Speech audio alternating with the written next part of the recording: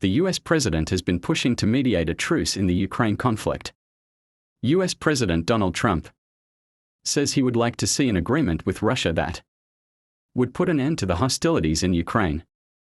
He made the remarks on Tuesday morning speaking to reporters aboard Air Force One while en route to the NATO summit in The Hague.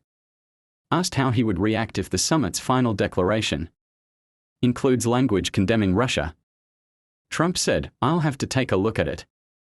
But, I'd like to see a deal with Russia." Trump also brought up a phone call he'd recently had with Russian President Vladimir Putin, during which Putin offered to facilitate negotiations with Iran. Trump said he didn't need help on that front but emphasized that he was focused on reaching a deal with Moscow to end the Ukraine conflict.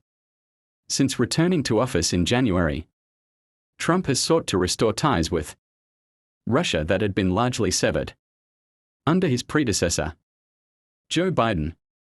Moscow has welcomed the shift and expressed willingness to normalize relations. Trump's diplomatic push helped reboot direct negotiations between Russia and Ukraine, which Kiev abandoned back in 2022, reportedly at the behest of its Western backers. 2 new rounds of talks kicked off in Turkey last month.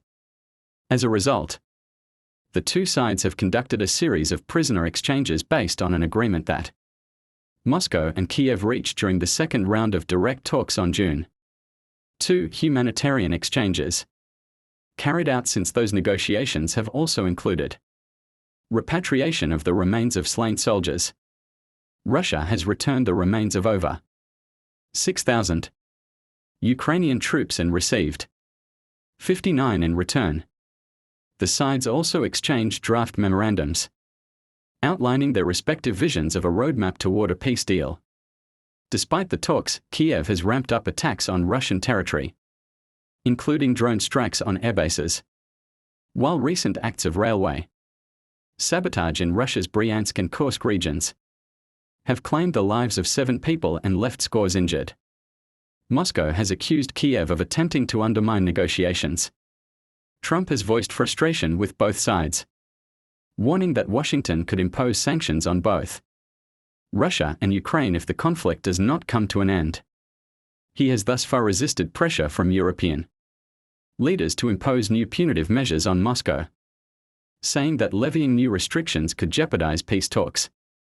Moscow has repeatedly said it is open to talks without preconditions. Putin told the St. Petersburg International Economic Forum (SPIEF) last week that any lasting solution must include recognition of the situation on the ground and Ukrainian neutrality. The sides remain in contact over a potential third round of negotiations. According to the Russian leader, Kiev's backers don't want the conflict settled. Putin